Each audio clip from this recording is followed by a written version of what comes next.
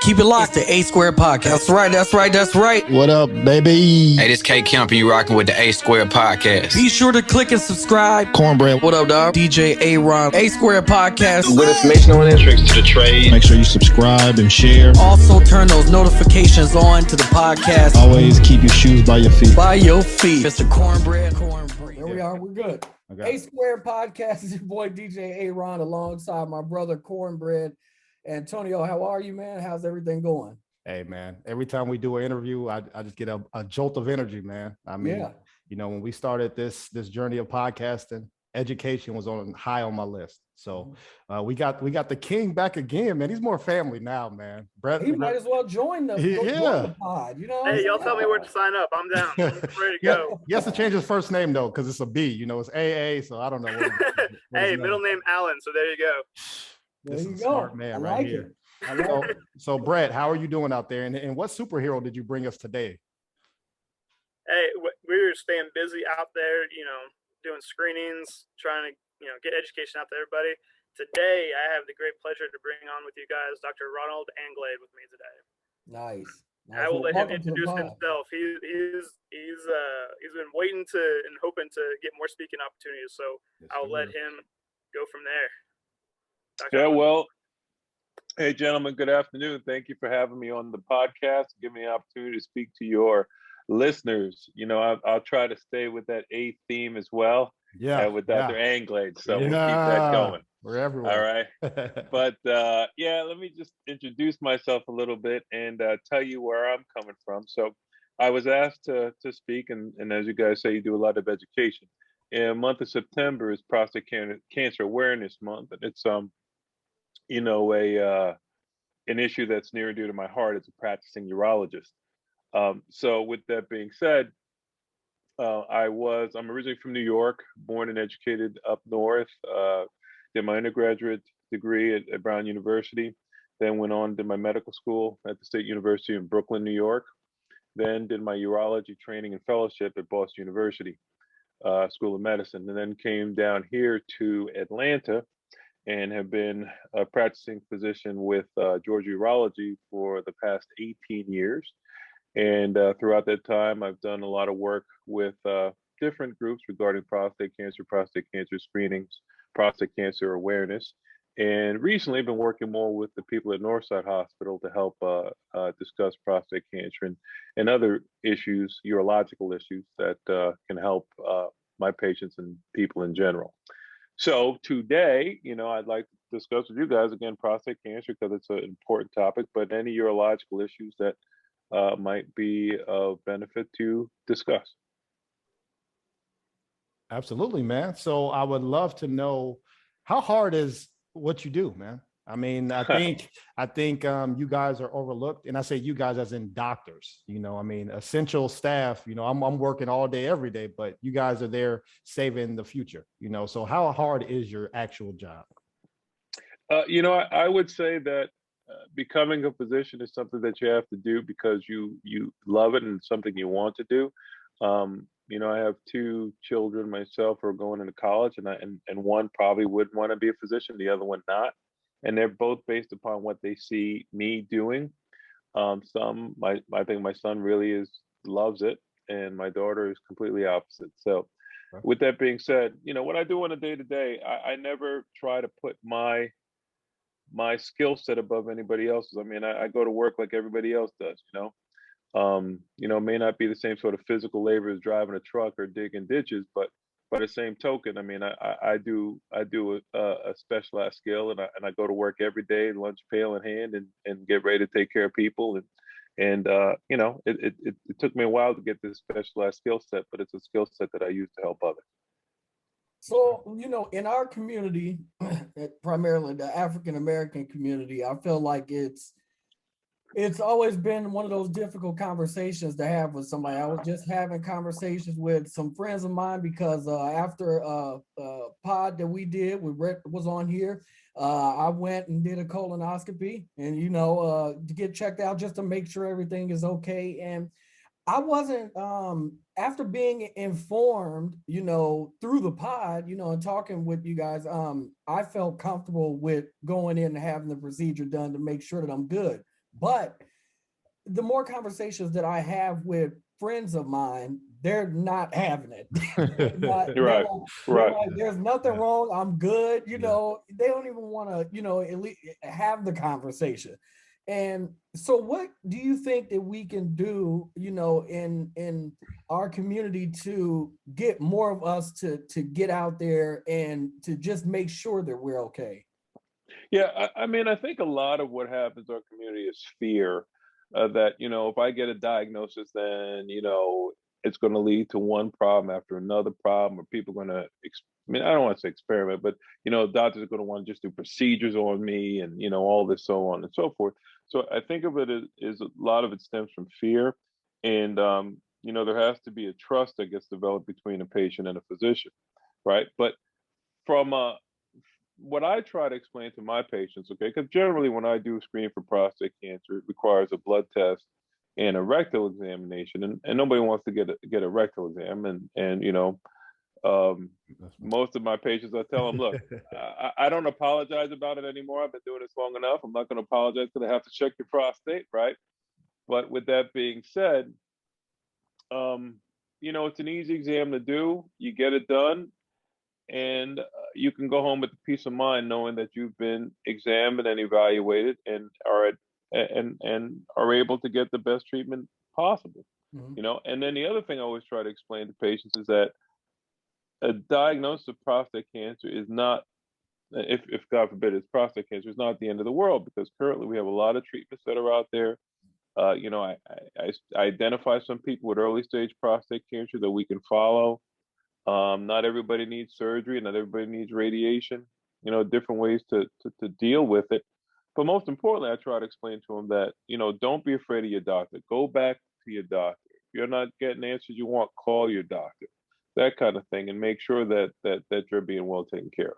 But where do you think that fear comes? Because I can be very honest. I never had that fear necessarily. If there was plenty of times where I went in, I wasn't feeling well, I went to the hospital. Whereas I have other friends who, hey, if Robitussin is available, we take Right. it. You know what I mean? Right. So, but where Right. do you think that fear actually came from? Is there a specific point in time where you think there was just a situation between doctors and our community, and then it was just a mistrust completely? Like, is there a specific point in time you think, or what do you think about that?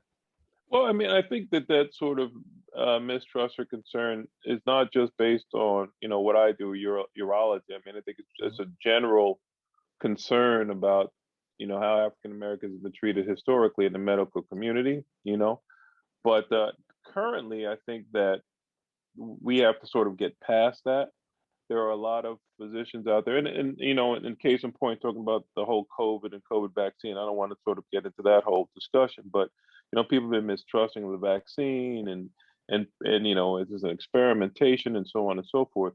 I think we have a lot of opportunity to make inroads into treatment for our community, or the African American community, where you can help people get the treatment that they need, as long as you can develop a rapport, I guess, with your patients, and let them know Right. that not every treatment is going to be damaging or hurtful or harmful.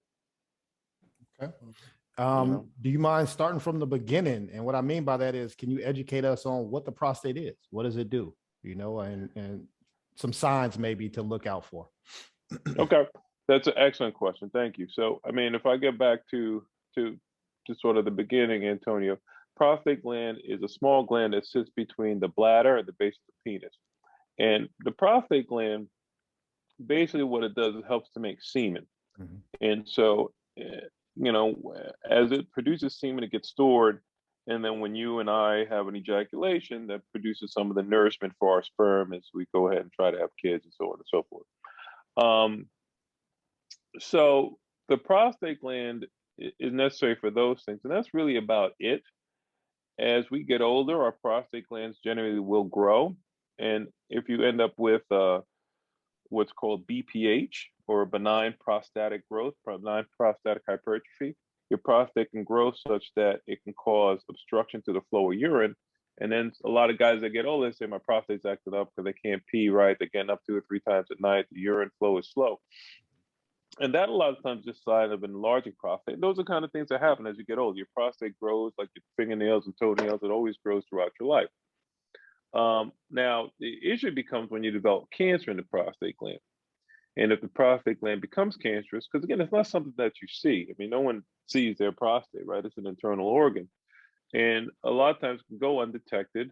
And if it goes undetected and it is allowed to spread or outside of the pelvis and become advanced, it can really be damaging and lethal in some instances, you know. But a lot of times, if you can identify prostate cancer earlier when it's contained within the pelvis and hasn't had the opportunity to go anywhere, then you have a very good chance of having it dealt with and cured and treated.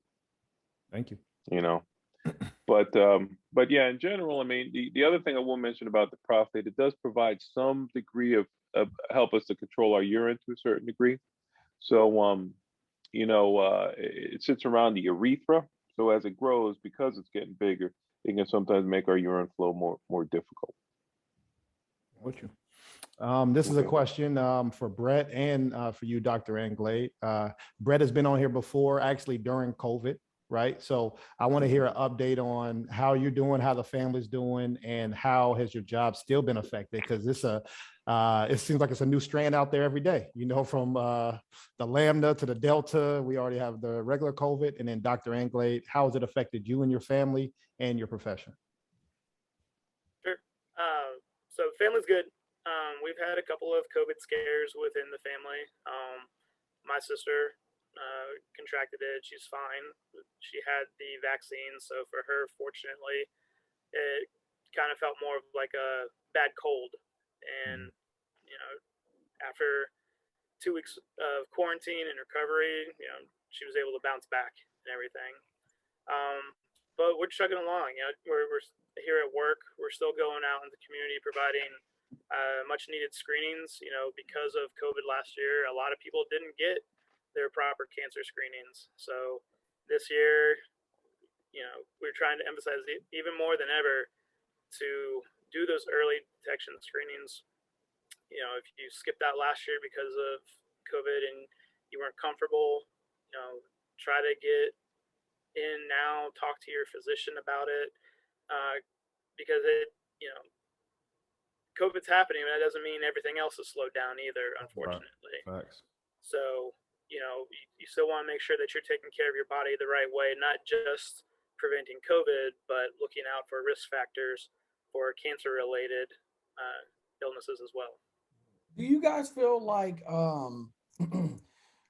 I know, Brett, I remember you saying before that you had to do, you know, or there's a lot of times where you guys have to do videos over the, you know, Zooms and stuff like that. Do you feel like the relationship between, you know, you guys and patients and whatnot is still the same? Like it's growing, is it still good, or it doesn't feel awkward?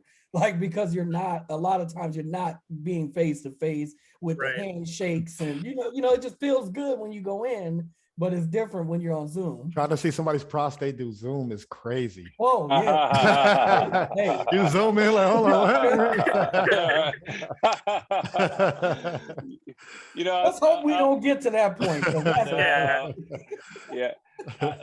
I'll speak to that for a minute, because what we had found is that now, actually currently, I've found that I've gotten busier lately because we are making up for some lost time with patients who weren't able to get the treatments that they or screenings that they needed last year. Also, you know, you're finding some patients who, you know, are coming in now who might have missed something last year and are currently getting evaluated and treated. So, I mean, those are always issues that you run into. As far as me personally with COVID, you know, I'm a big proponent, and I'll say it all day. Please get vaccinated. If you haven't been vaccinated yet, please get vaccinated. Personally, I was vaccinated probably the first weekend they offered it in Georgia. I was vaccinated, and I completed my vaccination schedule by early January. And I was wondering if I would be up for getting a booster. You know, I don't know if I needed a booster, but you know, now they're saying that unless you're immunocompromised or otherwise, you know, have other medical conditions, you don't need a booster. So I'm like, okay, I'll hold tight. But you know, when it first was happening late last year, or sorry, during last year, you know, after seeing a lot of people get sick and a lot of illness in the hospital, I was like, look, I just want to get vaccinated as soon as I can. But still with this Delta variant and the spreading that we're seeing now, big proponent of getting vaccinated. So I don't have any wood around here. I'm gonna knock on some wood later, man. So I got you. Yeah, thank you. Appreciate it. So I don't want to put that negative energy on anybody. So I'll just keep it on me. So let's say I'm having some issues, like you said. I don't know the age range of people start to have problems with their prostate. I don't know. But let's just say tomorrow I have an issue. Do you mind talking me from start to finish on what that process looks like? Because we have plenty of listeners from all ranges of life who could be dealing with this or don't even know that they're dealing with it, but they'll listen, right? So can you talk us through maybe some of the signs? I know you did a couple of them, but some of the signs, and then me going in to see a doctor and then ending with happiness. Can you talk us through that process? Yes, sir. And again, excellent question. So, I mean, usually we could talk about it from two different aspects. One major issue is prostate cancer screening. When, as a man, you know, my general health screening, should I have a prostate cancer screening? So, you know, when we talk about colonoscopies, you talk about blood sugar, you talk about blood pressure, but when do you get your prostate checked? Generally, we recommend that a man under 40 does not need to be screened, right? Under 40, you know, you don't need to be screened. However, if I have somebody who comes in who's age 40 or under and has issues, you know, peeing a lot, burning when they urinate, pain in that area, so on and so forth, I will do a screening, check the prostate, so on and so forth. But and then it kind of gets to the next level. So if you have people who are in sort of the age range of 40 to 50, 40 to 55, and they say they have a family history of prostate cancer. You know, my dad had it. I'm an African American man. My dad had it. My uncle had it. You know, I've got cancer that runs through the family. Even though I'm not having issues with urination currently or any pain issues, those gentlemen should get screened with a prostate exam and the PSA blood test. Now, I know that a lot of like sort of internists, primary care physicians, a lot of them don't like to do the digital rectal exam. They don't feel like the finger exam is necessary. I am of the mindset, maybe because I'm a little older, that it is necessary. But if you don't have it, I don't think that's the end of the world, as long as you get, you know, the PSA blood test done. And so then now we get to that next age group, 55 to 60, 55 to 70. If you're having no issues, I still recommend a screening, but that's where the national body, the American Urological Association, recommends that after having a conversation with your physician, should you get screened?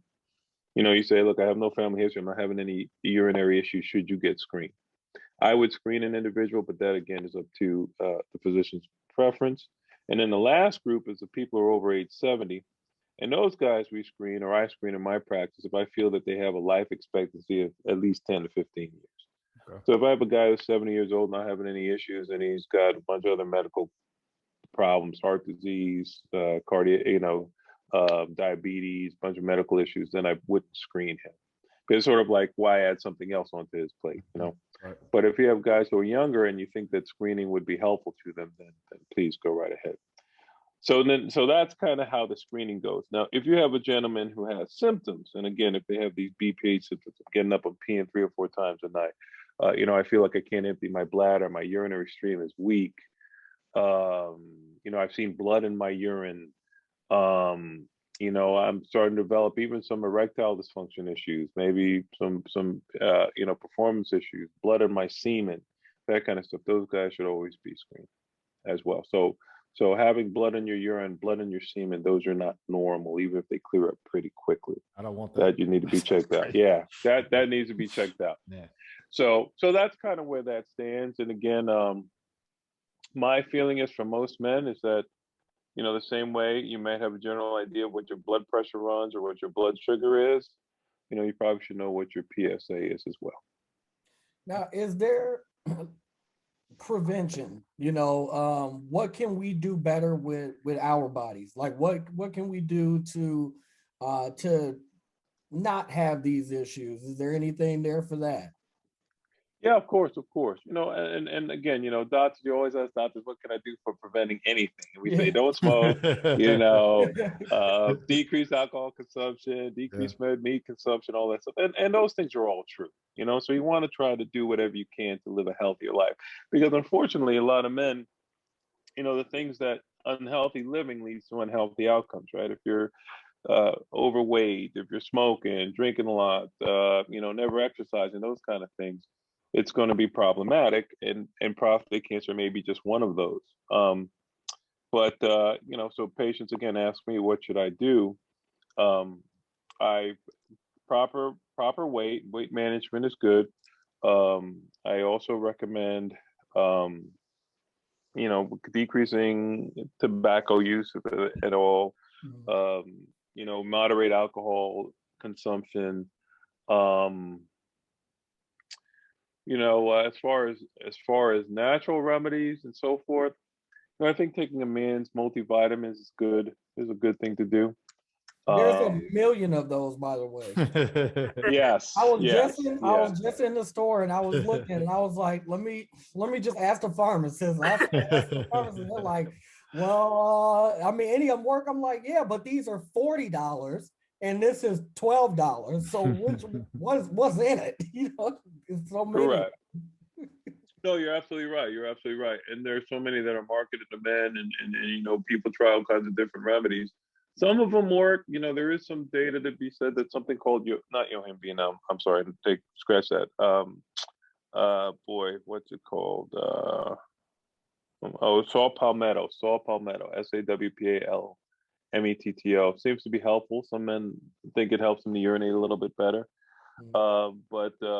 But some of the most important things that we recommend, particularly after being diagnosed with prostate cancer, is really trying to eat more of a plant-based diet. Fruits, vegetables, that kind of thing.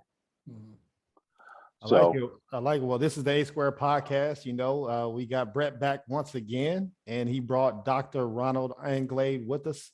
Doctor, I've asked every doctor that came on here, and you're going to get the same treatment, man. So you ready?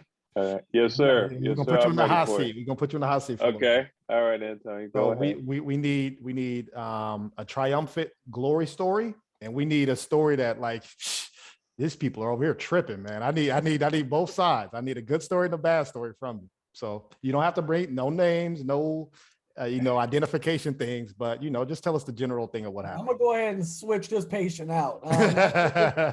Okay.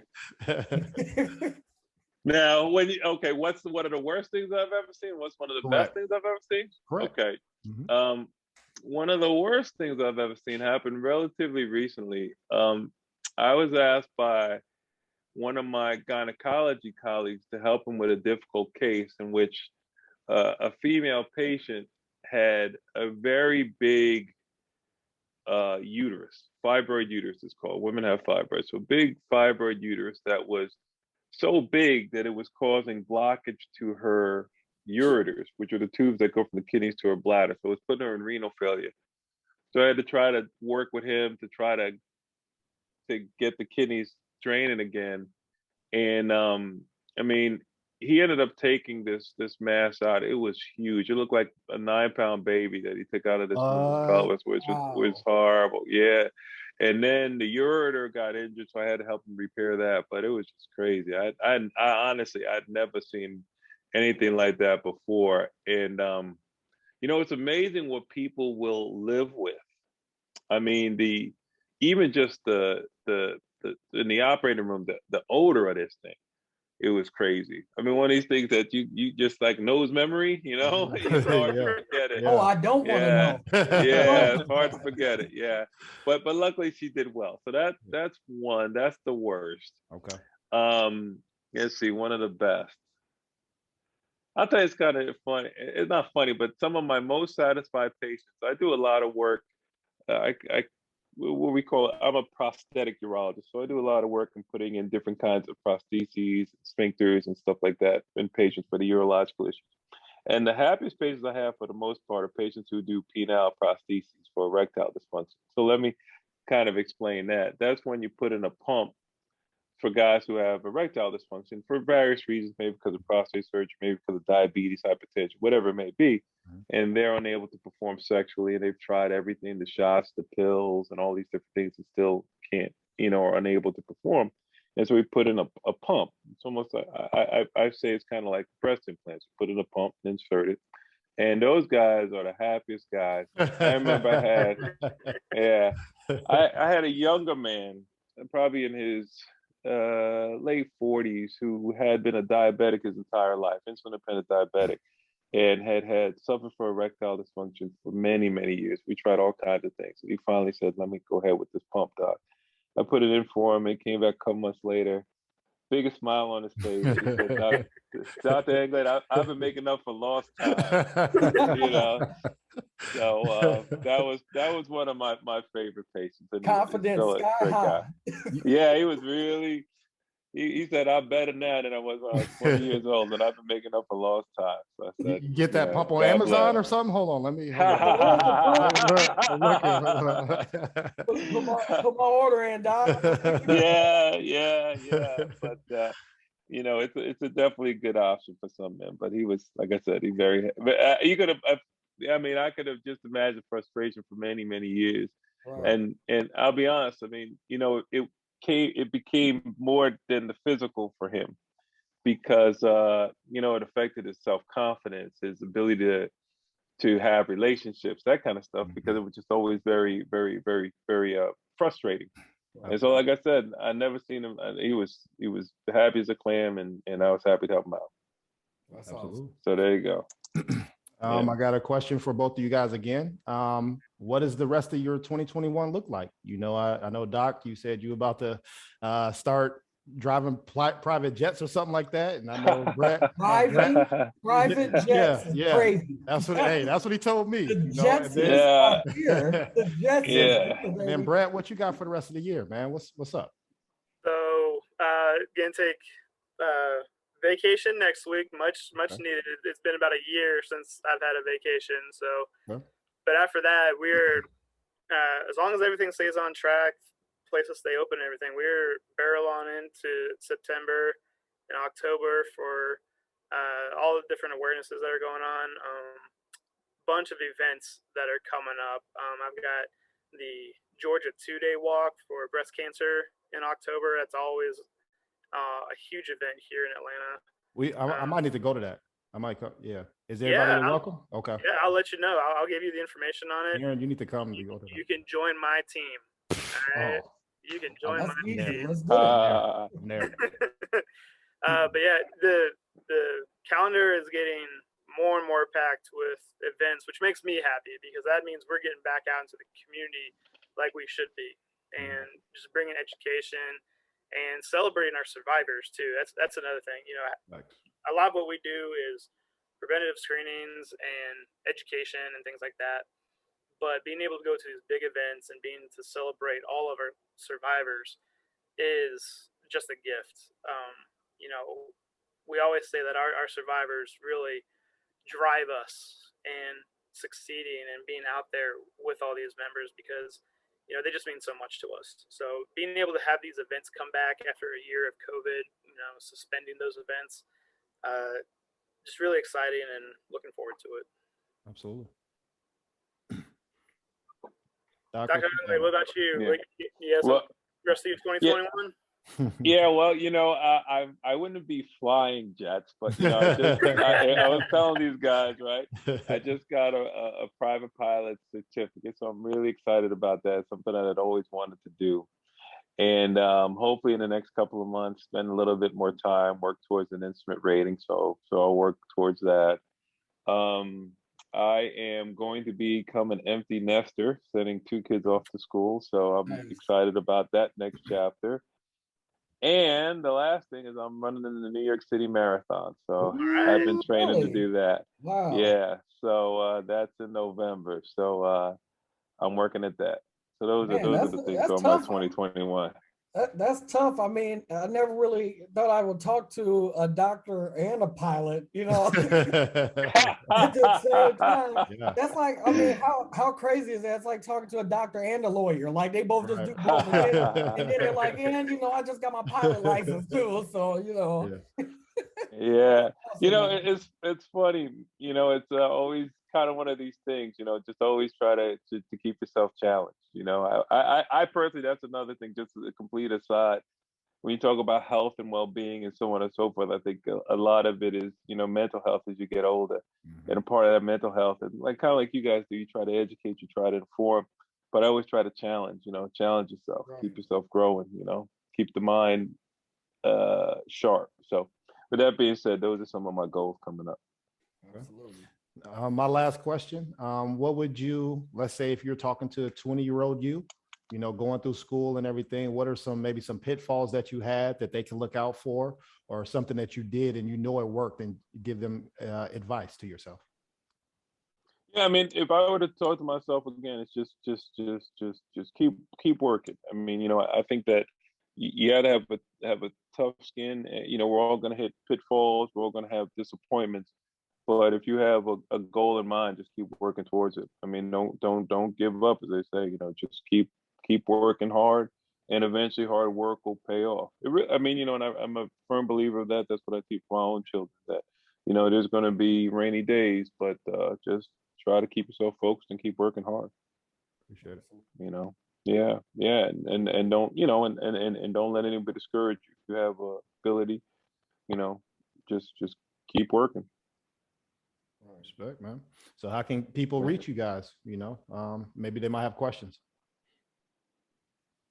Yeah, so best way to reach me right now, especially with as much as traveling has increased here for me, just my email address, which is Brett, BRETT, dot Neisel, that's KNEISEL, at northside.com.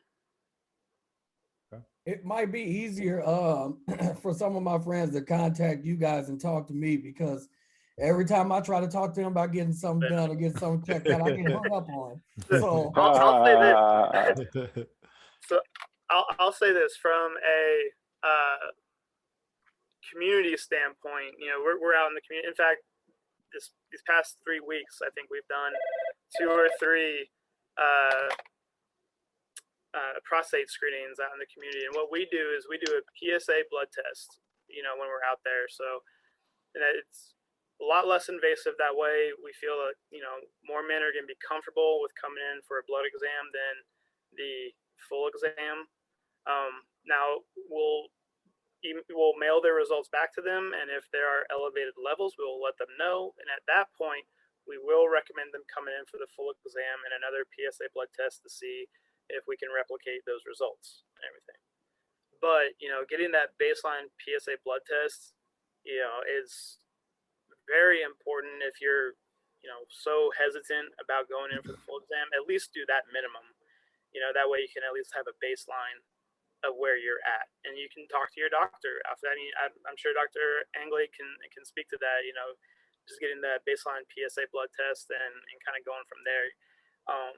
We talked earlier about why are guys so hesitant to kind of go in and get examined. I think it also has to do with the masculinity aspect of it, right?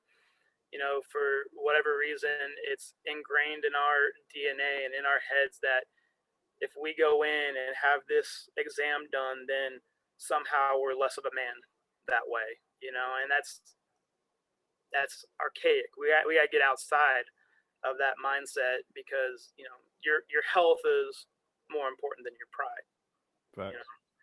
So Right. and that goes across the board for all men from all walks of life. You got to take care of you, because you've got other people probably depending on you, whether it's a spouse, whether it's children, whether you have your own parents living with you that are depending on you, kind of thing. So you got to make sure that you're taking care of you so that you can take care of the others around you. Facts. Yeah, Brett, I agree with that 100%. I mean, again, it's not a situation in which I think most doctors like to do that exam or what have you. And obviously, nobody really wants to have it done, but it is what it is, and Yeah. we just need to make sure that patients get taken care of. So what I'd like to say is that as we go forward and continue to do these outreach events, if let's say somebody says I don't have health insurance, I can't go to a doctor, get stuff done. These are events that are provided to the community. So if you have any concerns, you can just come get your blood drawn at least get some sort of entrance into the healthcare system, so that you're not suffering in silence and wondering what's going on. So I strongly, recommend that we use the Northside Hospital resources and the system that they have in place to get at least a screening. Yeah. So I'll jump in right there and say this upcoming month, for anyone who's in the Metro Atlanta, maybe even a little bit outside of the Atlanta area, heck, you can come across state. I don't care. But we are having a prostate screening at our Atlanta campus on Thursday, September 16th. And it's free. It's you don't have to have insurance or anything like that. If for anyone who's interested and you want to make an appointment, you can call 404-531-4444. That's our call center. And so if they're interested to, even if you're a listener who is not a male, or, you have your exams, but someone who needs one, talk to them about it, see if it's something they're, interested in and open to. So that's the next one that we have coming up. Okay. Thank you. Good. And Doc, how can people reach you? The best way probably is through the Northside system, or alternatively, I am with the Georgia Urology practice. And Georgia Urology, we have offices all throughout Metro Atlanta. I practice in Gwinnett County, so I see patients in Duluth and Lawrenceville, and at times in Snellville. The best number to reach me personally to make an appointment if you have any questions or concerns is I'll leave that number, and it's 770-979-9427. Again, it's 770-979-9427. And one other thing I'd like to say is that the practice itself, we do at times have screenings, and if there are any urological care needs, kidney stones, prostate cancer, erectile dysfunction, women's issues, we're here to serve any of those issues. So I'll put in a plug for my practice, Georgia Urology, celebrating 50 years this upcoming September That's awesome. in the community. That's awesome. Thank you. Yeah. Well, we'd like to thank you guys for joining us today. As always, Brett, that's family right there. and a part of the show as well. I'm going to say that. He knows. So we appreciate you guys. Every time I come on, I have a great time with you guys. I appreciate you guys inviting me back time and time again. It means a lot that you guys keep wanting me to come back. Absolutely. Thank you. Well, I'll put in. You can invite me back anytime. Yes. Well, so, there we go. Yes, we want you back. We'll come back and we can discuss other issues in the future. There's a lot to talk about. So just you guys have my number now. So reach out if you need me. Will do. Appreciate Thank you guys. guys again, and enjoy the rest of your night. Thank you so much, gentlemen. All right, guys. Have a good